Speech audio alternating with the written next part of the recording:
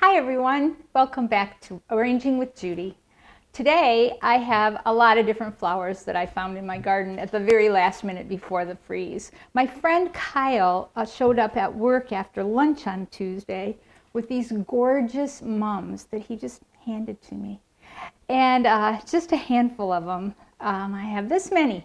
So I came home on Tuesday night and had to find something to go with them. And then I decided that they're so beautiful that I really needed to do a video with them. So I went out and I got some rose hips. I got this is a gooseneck loosestrife that has, this had a flower on it in the summer, but it's turned golden now. I got some obedient plant, some sedum, some sea oats, a little bit of a lot of a wild pear, and some, you can't see them from back here, but I also have some, well, I'll show you, some crab apples. And then I found some artemisia, a tiny bit of fennel that was still alive after the freeze, and possibly, I don't know if I'm going to use them or not, but some calendula. And also, oh my gosh, also, see, I got a little crazy again. I got some sage because I thought it would make a nice, pretty fall smell. So that's everything. I got a piece of grapevine and I kind of twisted it up into, just something that will be interesting in here, but also kind of serve as an armature. But I have this container. It's a ceramic container. It's about 4 or 5 inches deep. And I'm going to need something to hold everything in place. What I'm thinking is I'll do a long and low centerpiece that would maybe fit on a dining room table or something like that. And I might give you some ideas for Thanksgiving. I know you won't have the same ingredients, but you'll be able to find something to go with it. I think sometimes you can find mums and things like that at the grocery or at Costco or for sure at a flower shop.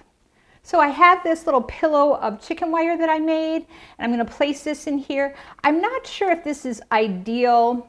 Ideally, what I'd like to have is 2 pieces of chicken wire that are separate pieces, and I would stack them on top of each other with a little bit, like bend them so there was a little bit of a leg. I think I showed you that in one of my other videos, I didn't have an extra piece of chicken wire today, so I couldn't show you. But anyway, I'm going to try and make this so that it'll be up a little bit above the bottom of the container so that when I put a stem in, it will go through this layer of chicken wire into this layer of chicken wire, and it'll hold the stems down, because if I taped this, or if I didn't have 2 layers of chicken wire, the stems would go in and then they would pop up and they'd be out of water. So we're not going to have that. We're going to make sure that they'll be secured and they'll be in water. So this is going to go in something like that.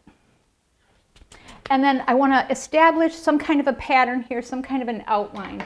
So I'm going to start with a few pieces of my artemisia and then maybe a little bit of that pear that I have, just to establish, an outline and some type of a pattern. So I'm going to put this in, and then I'm going to catch it down below. I really do want it to be as close to horizontal as I can. So, and I'm just gonna angle these in.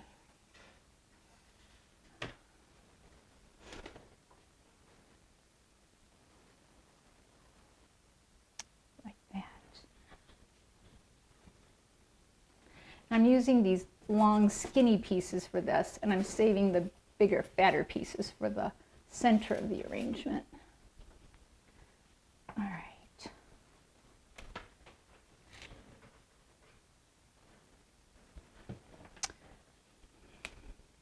I have quite a few Thanksgiving centerpiece ideas on YouTube already that you could check out if this one doesn't float your fancy.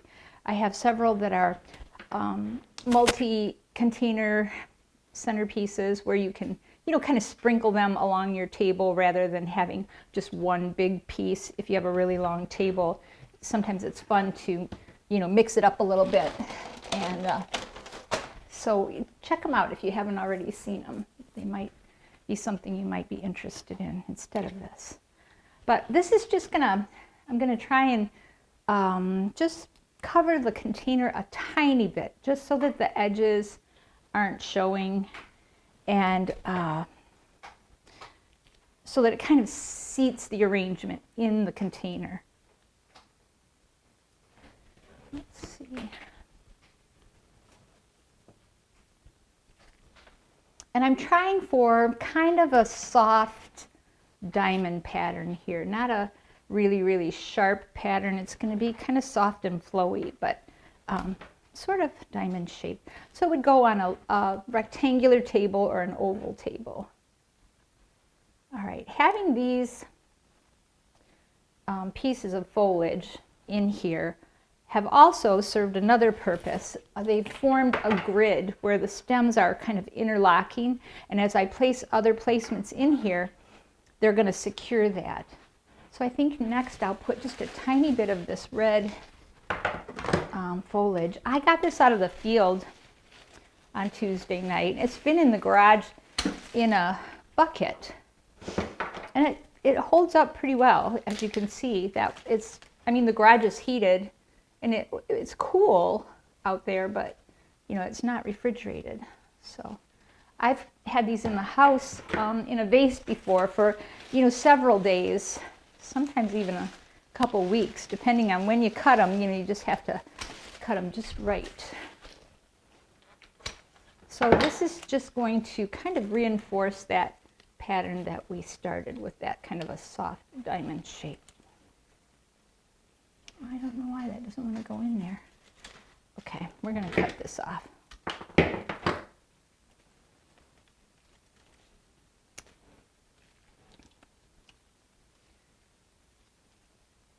And I'm placing a few of these in now because I don't want to get to the point where I'm ready to put them in and I have so many flowers in there that they're going to disturb my placements. This one is going to go right under here, like that. I'm going to show you what I have from both sides. Yeah.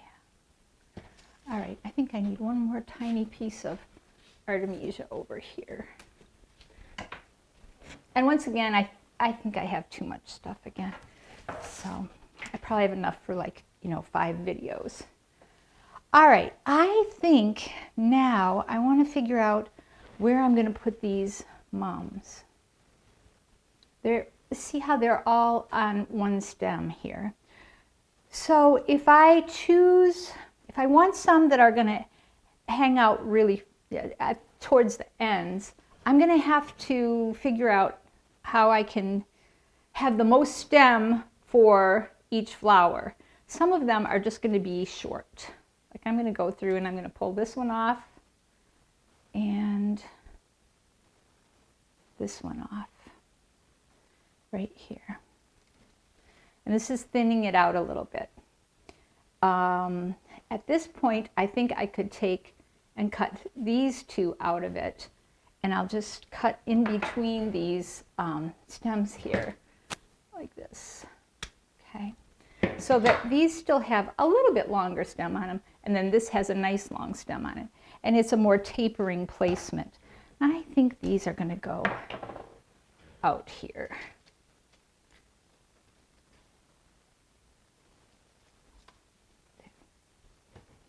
And these are going to go in the center as a depth placement, one on each side of my center. Oh my gosh, Kyle, thank you. These are so gorgeous. He grows, if you go on Instagram, he's Threefold Floral, and he grows the most amazing flowers and foliages, and I think he's a garden whisperer. Okay, so this one is already pretty long. I'm going to put this one out here.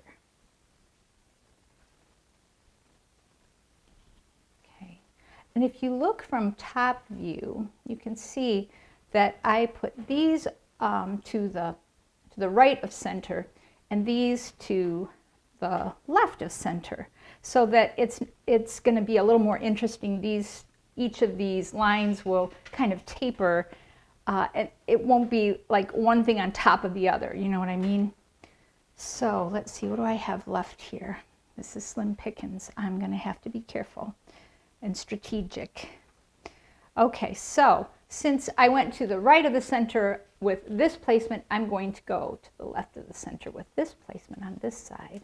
And these are going to have to be tucked in. And then because I went to the left of the center with this, I'm going to go to the right over on this side. I think you can probably see what I'm doing. And I'm going to cut this. Okay. I'm going to cut this right here and use these over here. Oops, let me see here. Okay. Nope, they have to go in between these grapevines. All right, and I have 2 placements left. I think they're going to go up in here. Does that make sense? But I'm going to wait for these. I'm going to put a few more depth things in and some of the darker placements in first, and then I can add these, okay?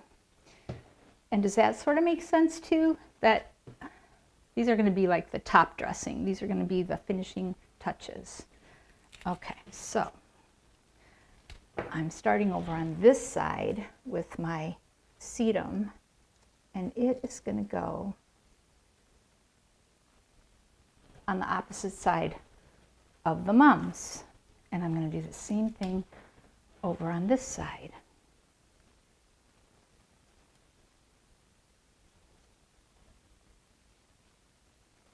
All right, and then I need one in the focal area, kind of in the focal area. It'll go over here on this side. And on that side, it's going to go over here. Does that make sense? So that the line, the diamond shape is offset. It's going to go from here to here and from here to here. And then those are the sides. Does that make sense? All right. So this one will be closer over here.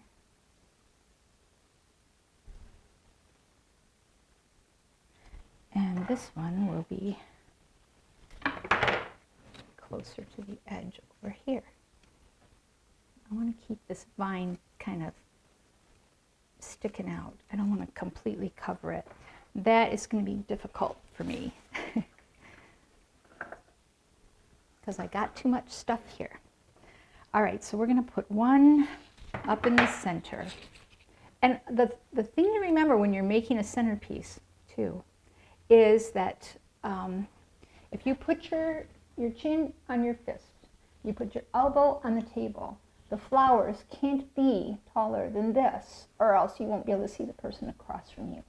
So you want to keep your centerpiece kind of low. All right. So I'm just going to bridge up a line, right, going from here to here to here with my sedum. And, oh, try and keep those, I might have to put this, no, I want it in between these. Try and keep these mums showing still and keep the vines showing still. All right. All right. And then I think maybe that might be enough of the deep burgundy. And so I want to put just some of this gold in here. And I don't know if I need, do I need yellow in there too? It's kind of pretty. Okay. I think I'll just wait on that. I'm going to put the gold in because I love this loose stripe. And some years it turns like a bright orange, and some years it turns gold, and you never know. It's all about the weather. So I'm just going to repeat kind of what I did before with the horizontal placements, and then bring it up into the center. And then do the same thing on the side over here. And one on this side over here. And then maybe just tuck a couple in. Well, I want to finish that outline, I think. Here and here.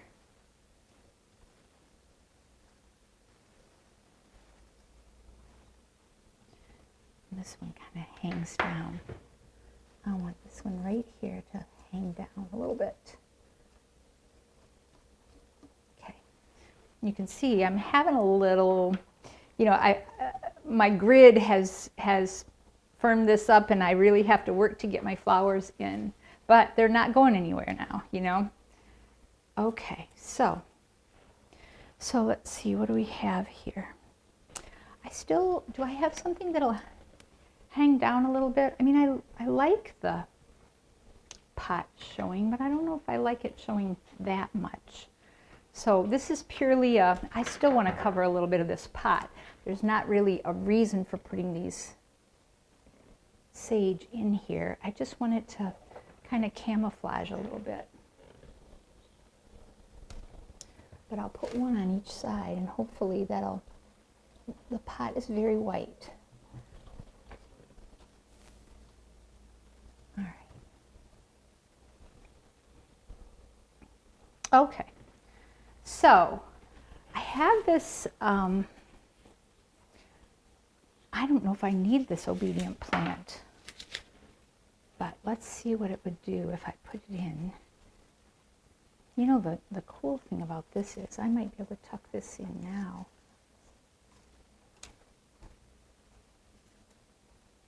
Out here.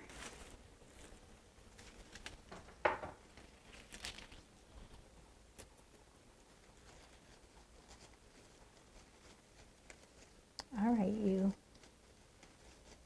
get in that water.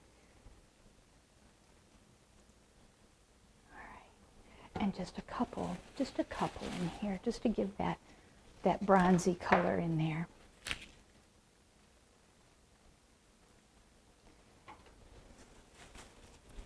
All right, I don't know, do I need the crab apples? Maybe not.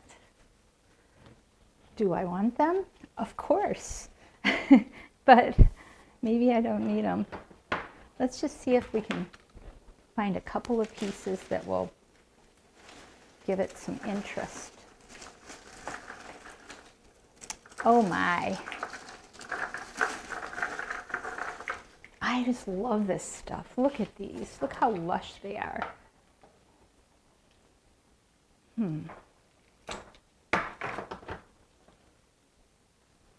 Let's see. I kind of want something that touches the table over here on the ends. Just because. Let's see if we can do this. And then I'll put just a touch of it in the center. And then we'll put our last mums in. All right.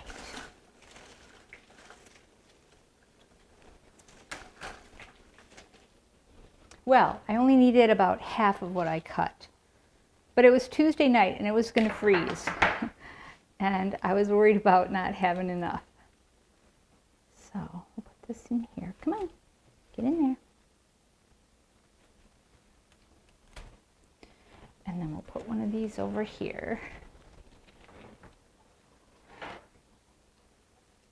Oh, I do like the sage in there. It gives it a kind of a greeny blue color. Well, I needed a better one than that. Let's see.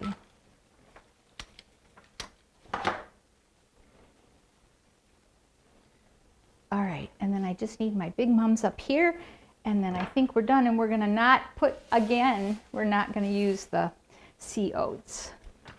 I don't think we need the fennel either, but let's see how we look. All right. All right.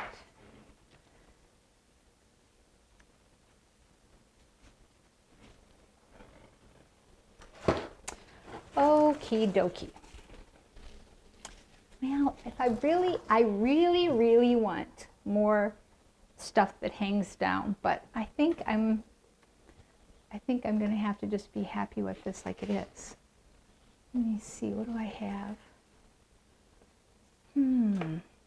If I had my druthers, whoops, I would have something that bent and hung down, just kind of drapey, you know, grapevine. I thought about it before I started this, and I thought I should have just gotten a couple pieces of grapevine that I could add at the end.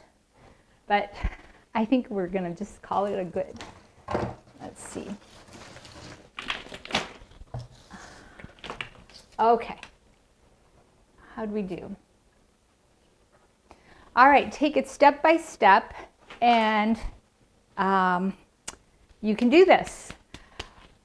If you like what you saw, if you think you would like to see more, please like, subscribe, and we'll bring you more gardening goodness, okay?